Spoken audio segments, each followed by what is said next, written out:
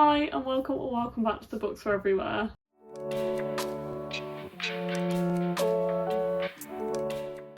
Today I am here with my April wrap up. I have actually recorded this once already, but my camera only recorded the first 36 seconds of video and it was like 45 minutes of footage. So yeah, you're in for a long one. So settle in, get yourself a drink, because we do have more books to go through this month.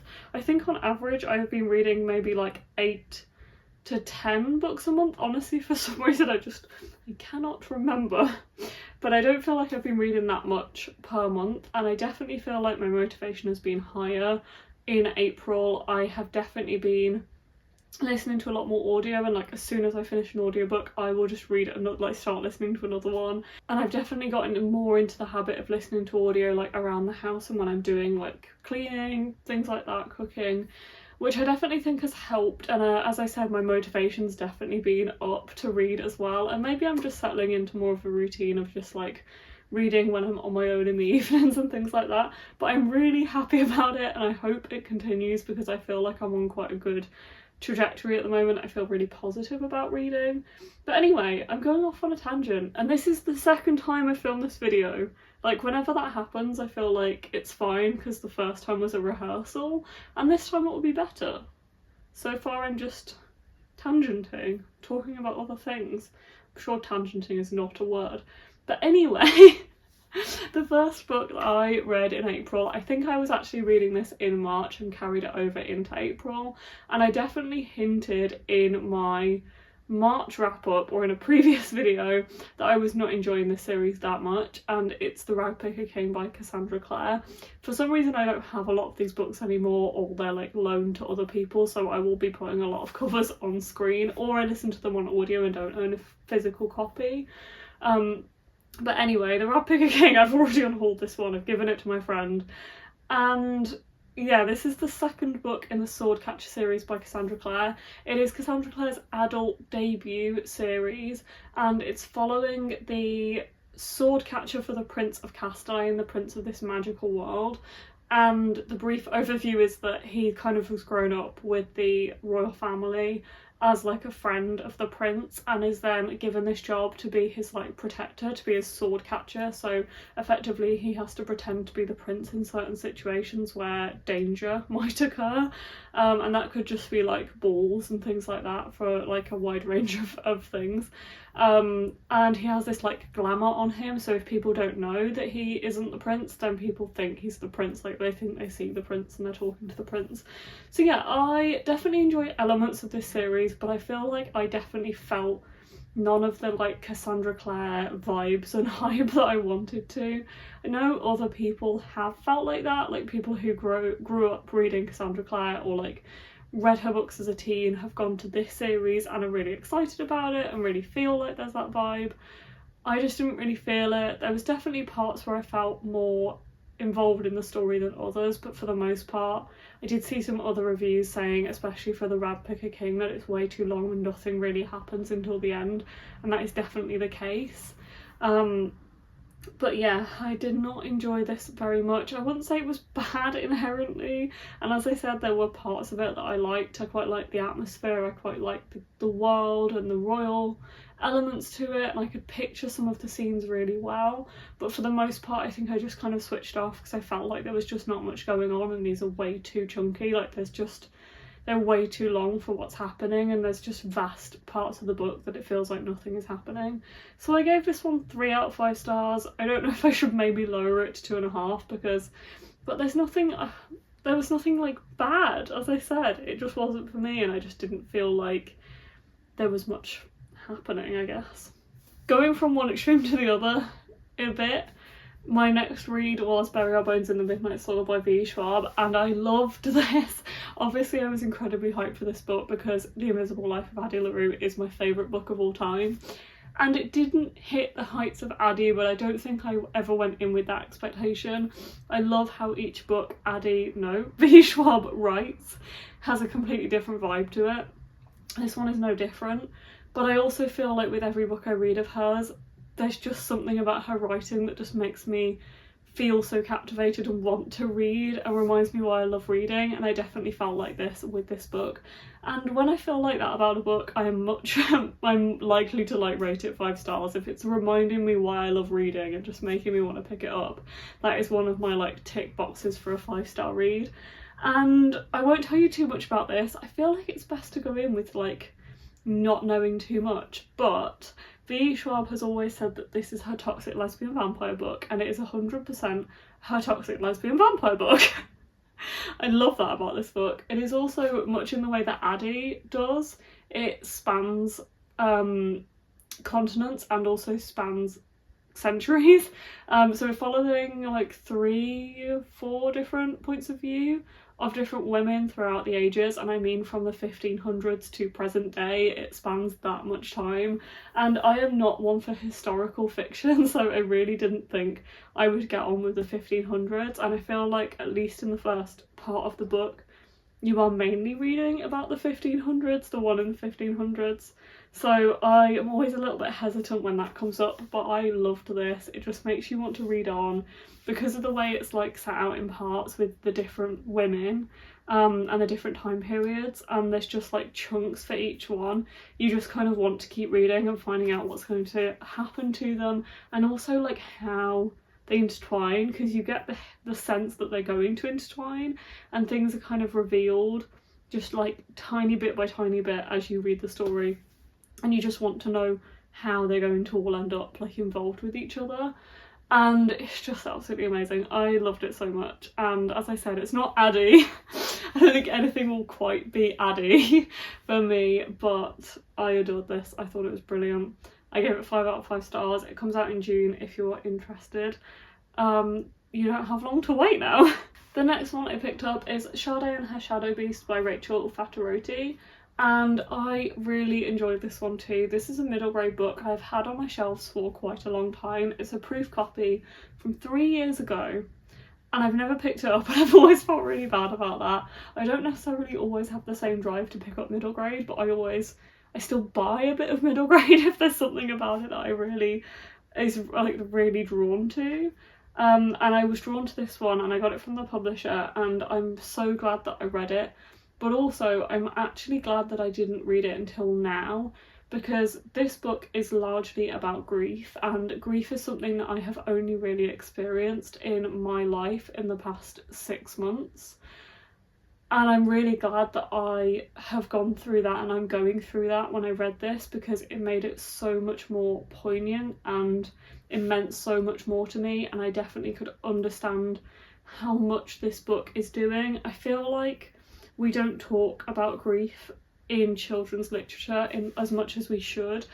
I feel like I've definitely seen more young children's books, like picture books, about grief, and I've never really seen like the 5 to 8, 9 to 12 like middle grade books focusing on grief as much. But this one goes all in. Our main character Sadé has lost her mom very recently, and her older sister puts her into this kind of grief counselling group at school, and at first she's really unsure, but it starts to really help her. She's also having counselling like one-on-one with a counsellor at school, and it's about Sadé. It's about how she's dealing with the loss of her mom, but also about how the family is dealing with that loss as well, and how she kind of deals with her friendships as well and her other relationships outside of her family during this really difficult time for her. I think this is going to be a really important book, and it is a really important book for that age group. I thought it was written so well, and it handled that topic so well, and also handled some other topics around the family and friendship, and also bullying and like relationships with other kids at school who might be suffering through the same thing. I thought all of that was handled so cleverly and with so much understanding and care, and this book was just excellent for this age group. I did give it 4 stars, but talking about it I feel like I should up it to 4.5 or 5. I definitely feel like when I talk about a book or review a book, I realise how I feel about it and I reflect on it. So this is one that I really, really love, and I think is a really important one to have out there. The next one I read, and I actually listened to this one, and this is The Poet X by Elizabeth Acevedo. I can't believe I had not read this book sooner, and I am so glad I was brought back to it, because I feel like I've read all the Elizabeth Acevedo books and I've really enjoyed them, but I feel like I'd kind of let this one go and thought that I wouldn't enjoy it as much now I'm older, and I feel like this book alongside like this is an indication that you should never dismiss something just because it's for a certain age group if it appeals to you. I think the rule does apply in some circumstances. I definitely do read things and think, okay, I would have enjoyed this when I was younger, but I think that's not a hard and fast rule, and that doesn't work for everything, and I'm really glad that I ignored it for the Poet X, because it was absolutely brilliant. I ended up reading this one and the next book I'm going to talk about because of a very specific prompt in the Magical Readathon, where I had to do a random country generator and read a book written by an author from one of the countries that came up. So the Poet X by Elizabeth Acevedo I listened to on audio, and I would highly recommend that. Can't remember if it's read by Elizabeth Acevedo or it's read by somebody else, the narrator is somebody else, but either if it is Elizabeth or if it's not Elizabeth, the narrator is incredible. It's only 4 hours long, I think, 4 hours something, and I actually listened to like the whole thing while I was doing a 20-kilometre run on double speed. The book, not the run. And like I was driving to and from as well, so I listened to the whole thing pretty much in one go, and I'm really glad that I read it like that. This one is following Ciamara, who lives in Harlem, and it's basically all of her thoughts and feelings as she's growing up in this neighbourhood, in her school, with her very religious mother who has certain expectations of her, but also having these first blossoming relationships with boys, and her friends, and this friendship group that she finds because she is really into poetry herself, and that's a big part of the book as well, which I thought worked so well because this is written in verse. Ciamara ends up writing poetry to try and get all of her like thoughts and feelings onto the page, and that's such a central part of this story. I feel like it worked so well with it being written in verse, it was so cleverly done. And I think that's why the audiobook is so good as well, because the writing in verse just is incredible when it's read out to you and you're listening to it. And you just read it in a completely different way, I think.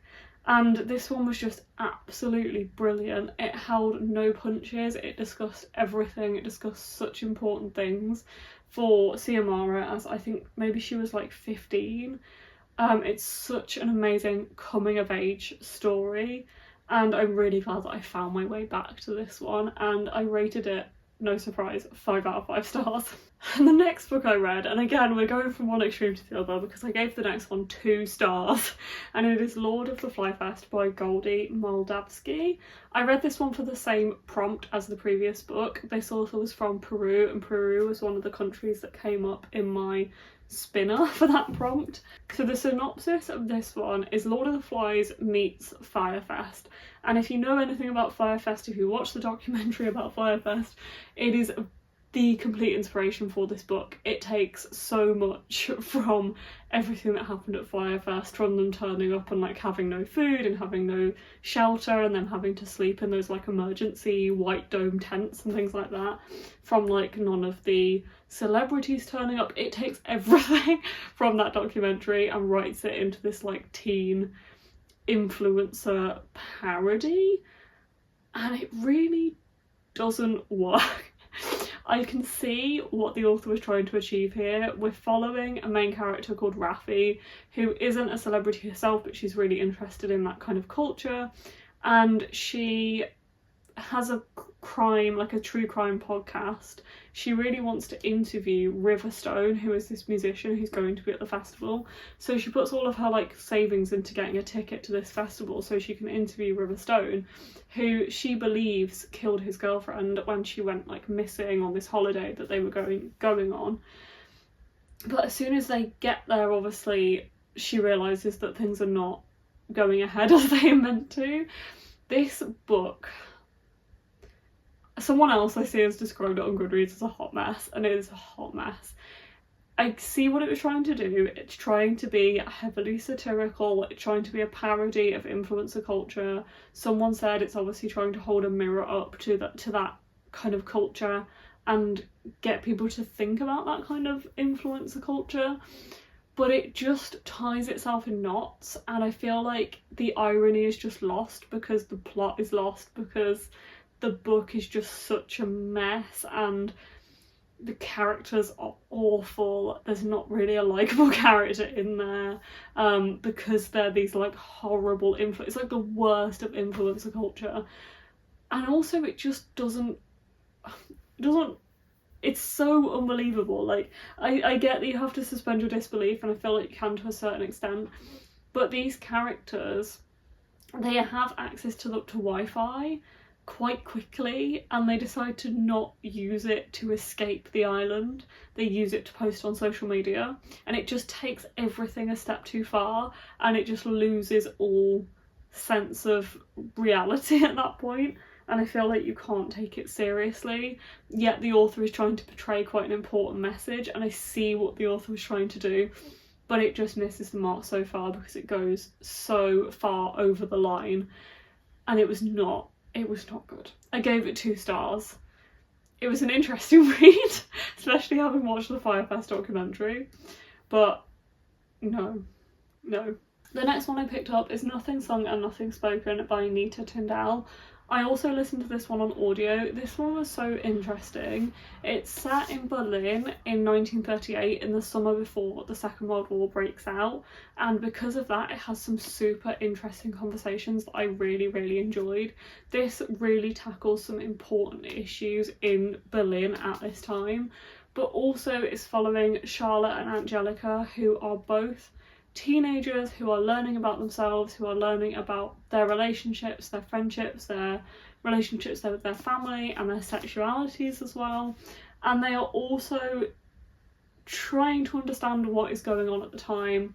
They're kind of going out and partying and dancing to this American jazz music that's kind of made its way over to Berlin at that time, but only in like clubs, like underground clubs.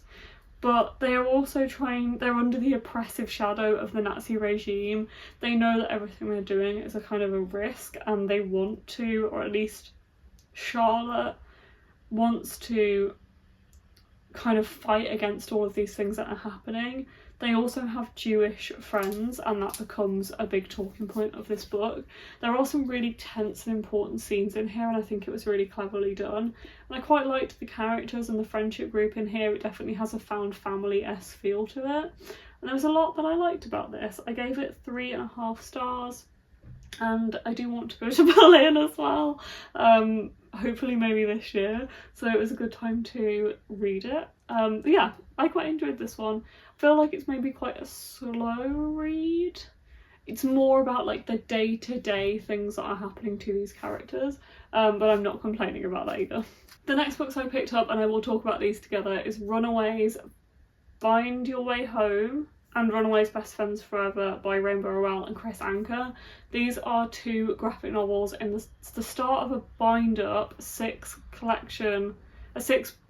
bind-up collection of comics for Runaways, which is a Marvel thing. And I don't often read Marvel stuff. I'm not really into like Marvel, DC, superhero stuff. And I tried this one years ago. I read the first one, it was okay, and like I liked it, but I didn't love it, and I've just never gone back to it since. And I finally decided that I was just going to read the ones I had, because it was always in my head that I would reread the first one and go on and read the other 5, but I've never purchased or wanted to purchase the other 4 that I didn't have. So I just thought I will just reread the first one, read the second one, and then see how I feel and probably unhaul them, and I have already unhauled them. I wouldn't say there's anything bad about this, it's just not for me. There was things I liked. This is very found family. It kind of reminded me of Scooby-Doo when I first read it, and it still reminds me of Scooby-Doo now. I can see why I thought that. But it's just not something that really appeals to me. There are parts of it that are quite heartwarming between the friends, but I just don't care very much about the plot, about the characters, about the story, unfortunately, and I just don't really feel the need to continue with them. It's nothing like personal, they're just not for me, and that's fine. So I gave them both 2.5 out of 5 stars.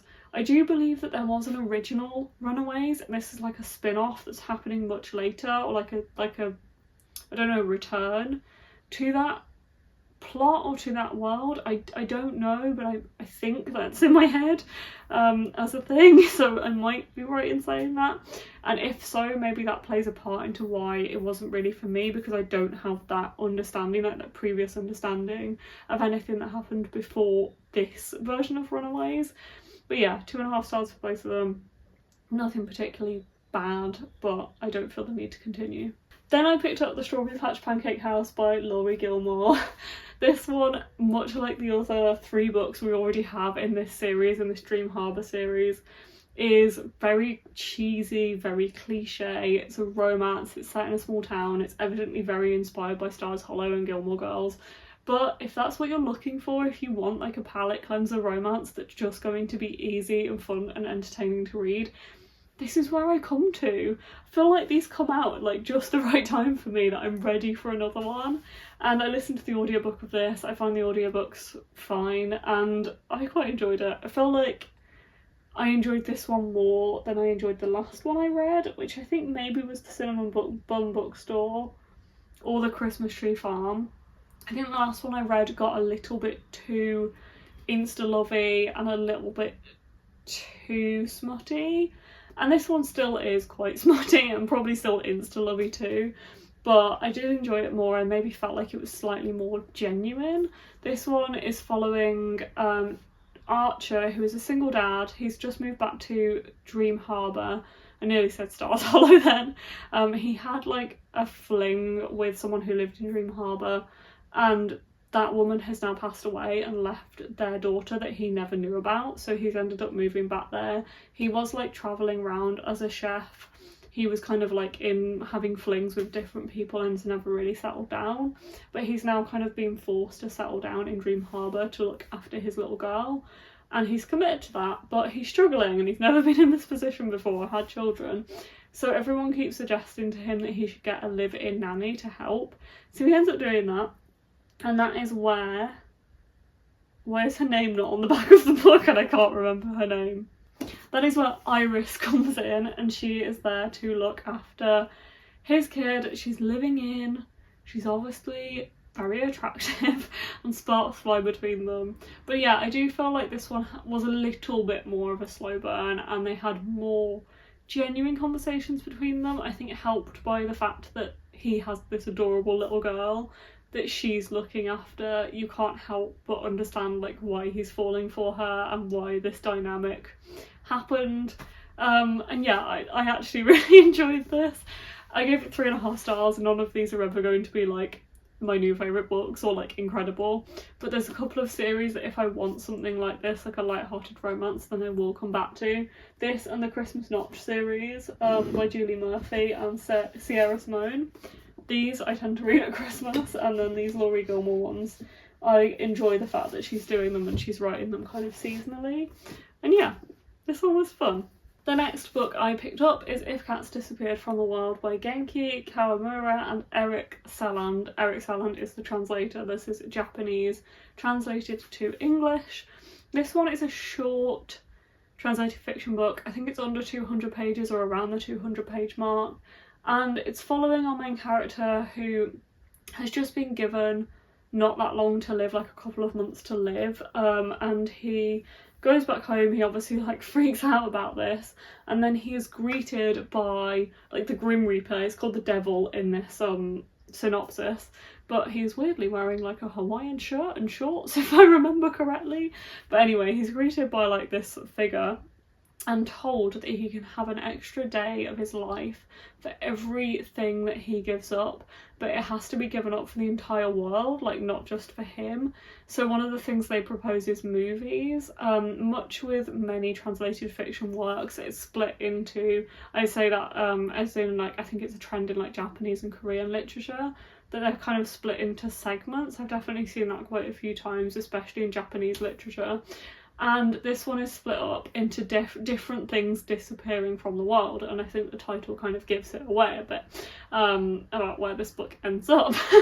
But for example, one of them is films, and it's following our main character as he goes through his day having lost each thing, but also talking about in a social commentary, what would the world be like if we didn't have those things. And I feel like that was a really interesting concept. I gave this book 3 stars. I did enjoy it, and it was a nice quick read. It was about 200 pages, as I said, but I feel like, considering this should be a very emotional read and considering what is going on in the main character's life, I don't feel like I connected to it in the way that I should have, and for that reason I'm not rating it any higher, because I just didn't have that emotional connection. But that's not to say that I didn't like the idea of it and elements about it.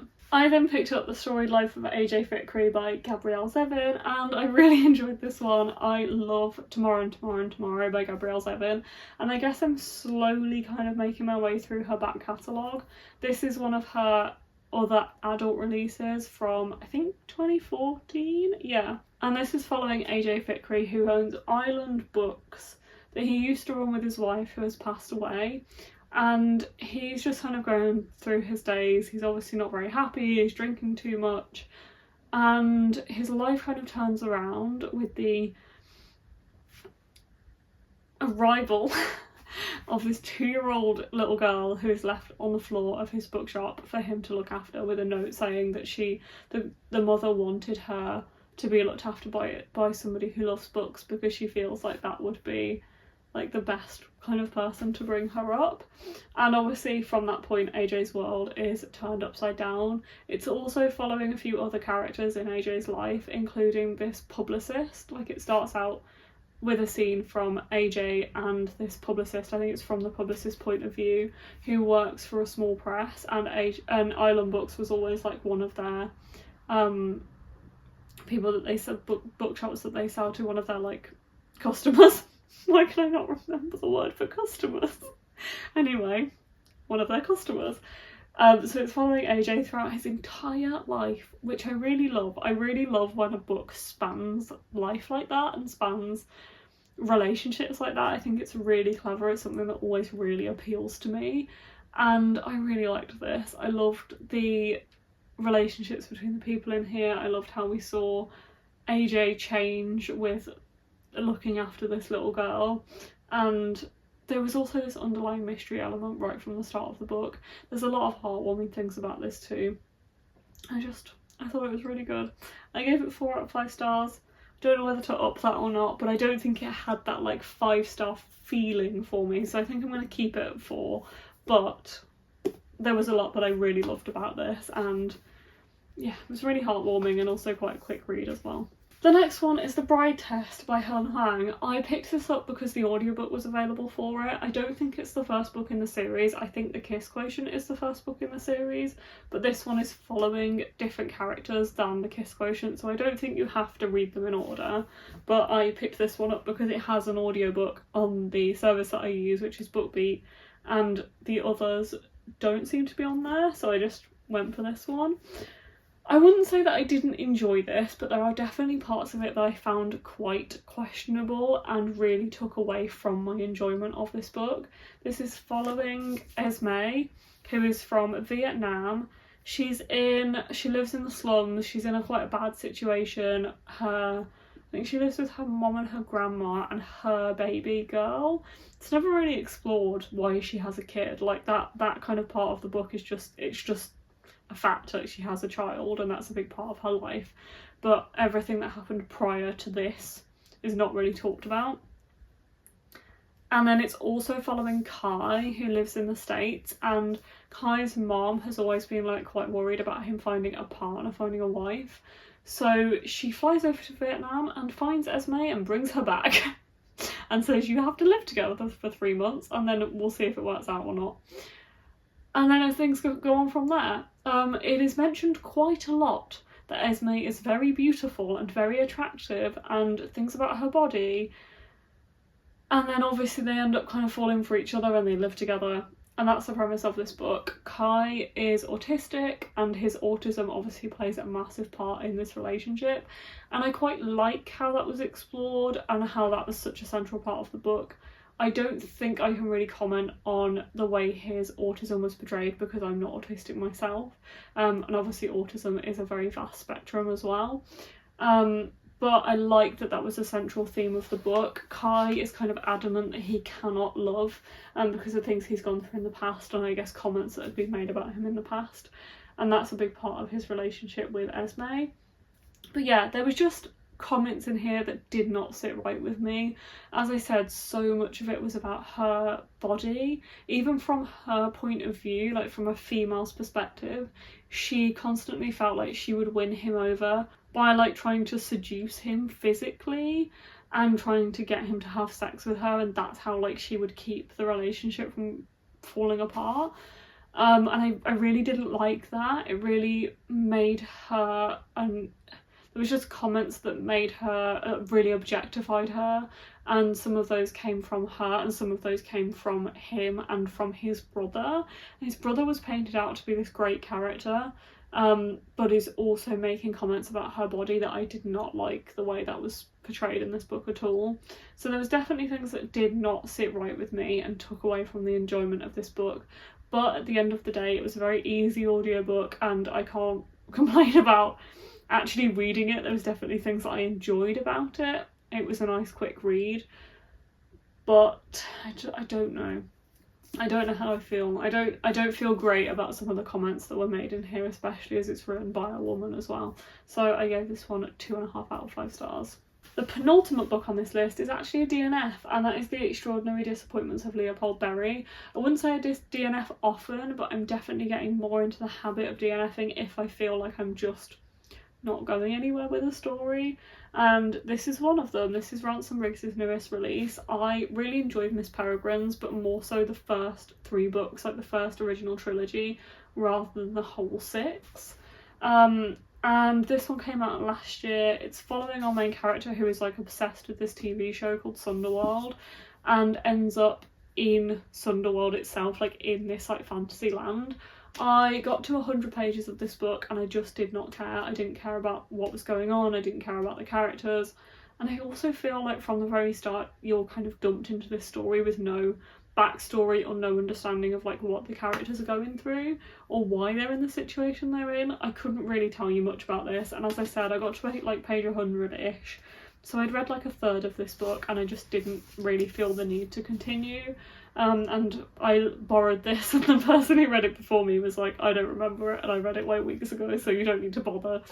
So yeah, I just didn't feel gripped by this, and that's just a personal preference, so I put this one to the side. So I have decided that if I do DNF anything, and as I said, it does happen few and far between, but if it does happen, I will include them in these wrap-ups and I will talk to you about them and tell you why I DNF them. And then last but not least, we have Atmosphere by Taylor Jenkins Reid, and I loved this book. We had some ups and downs this month, because again, we go back to a 5-star, or a 4.5 star.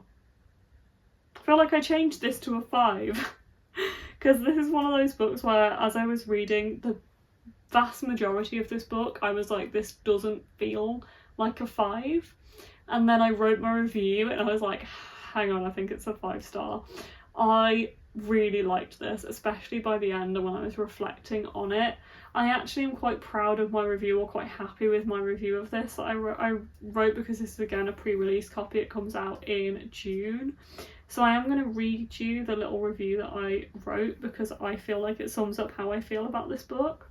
So, Atmosphere is a book set against the 1980s space shuttle program. It is about space and NASA, but it is also about our Earth in every other possible way.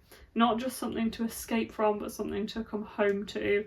It is about the relationship between each of the people on the program and also those around them. It's about life, death, love, friendship, family, and everything in between. It's about women in a world dominated by men and how that felt in the 1980s.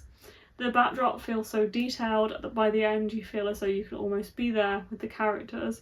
The writing is so captivating, perhaps not for me personally in quite the same way as I found other Taylor Jenkins Reid books, but is still more and more compelling as each page is turned. By the time I reached the final few sentences, I had tears streaming down my face and felt like my heart could break for this woman. I loved how much ground we covered in this book. It was so complex and beautiful, and I just adored Joan and her story. I found myself thinking about it when I wasn't reading it, and I feel like I miss it now that it's over. So yeah, I loved so much about atmosphere. There is so many discussions about Joan and the relationships which she has with other people on the programme, but also with her family as well, which I thought was written really well. It's massively about Joan's sexuality as well, and I won't delve too deep into that because I feel like that's something that is discussed and revealed as you read the story, and I don't want to spoil anything, especially pre-release. But it is such a prominent part of the story. It's very important to the story, integral, and I really enjoyed how it was portrayed, and it's utterly heartbreaking how it's portrayed, especially in the 1980s, like in that time setting as well. And although it is set against this backdrop, there is just so much more to the story than the 1980s Space Shuttle programme. I guess the part that didn't feel so much like a 5-star for me at the time I was reading it is the fact that I normally read Taylor Jenkins Reid books in one sitting. Me and Courtney have gotten into a habit of reading Taylor Jenkins Reid books together while we're on holiday. We've done that for Maybe in Another Life and for Forever Interrupted, I think was the other one. Yeah. And I've also read Seven Husbands of Evelyn Hugo, which I absolutely love, and I read that one so quickly as well. And I feel like for this one, I'm not 100% sure that I would have done the same, or I would have had the same enjoyment from it if I did that. It's really hard saying that, having not tried to read it in one sitting, or tried to read it like in that holiday. I don't know, when I'm on holiday and I can just consume it like that. But I didn't have the same feeling when I was reading it, if that makes sense. But on reflection, I loved this book so much, it affected me so much, and as I said, I did miss it after I finished it as well. So I did end up giving it 5 out of 5 stars when I wrote my review and I read other people's reviews and really realised how I felt about it. The only reason why it's not here is because I've now passed it on to Courtney to read, because she is also a big fan of Taylor Jenkins Reid. But that is the last book on my wrap up. Thank you so much for sticking with me for this longer video, and I hope you've enjoyed it, and I hope I've not dissed any of your favourite books. I always worry about that because I give my very personal opinions now, I don't hold back. So yeah, I hope you've enjoyed this video, and I'll see you in the next one. Bye!